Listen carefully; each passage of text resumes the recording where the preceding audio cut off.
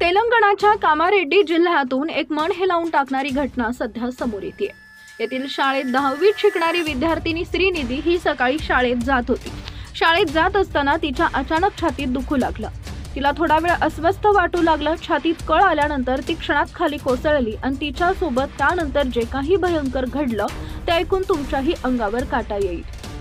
10वीत शिकणाऱ्या श्रीनिधी सोबत नेमकं काय घडलं ते पुढे बघा। त्या अगोदर आपल्या चॅनलवर नवीन असाल तर चॅनलला सबस्क्राइब जरूर करा, जेणेकरून अशा प्रकारचे अपडेट्स या तुमच्यापर्यंत पोहोचत राहतील। तेलंगणाच्या कामारेड्डी जिल्ह्यातील एका गावात ती राहत होती।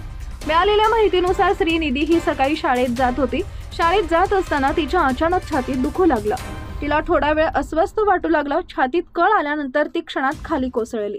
खाली कोसळल्यानंतर शाळेतील एका शिक्षकानं तिला पाहिलं। तिला ताबडतोब रुग्णालयात नेण्यात आलं।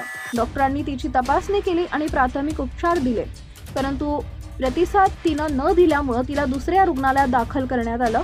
दुसऱ्या रुग्णालयात श्रीनिधीचा हार्ट अटॅकनं मृत्यू झाल्याचं घोषित केलं। श्रीनिधीचा मृत्यू झाल्यानंतर परिसरातील अनेकांना धक्काच बसला। श्रीनिधीसारख्या लहान मुलीचं हृदयविकाराच्या झटक्यानं निधन झाल्यानं अनेकांनी शोक व्यक्त केलाय।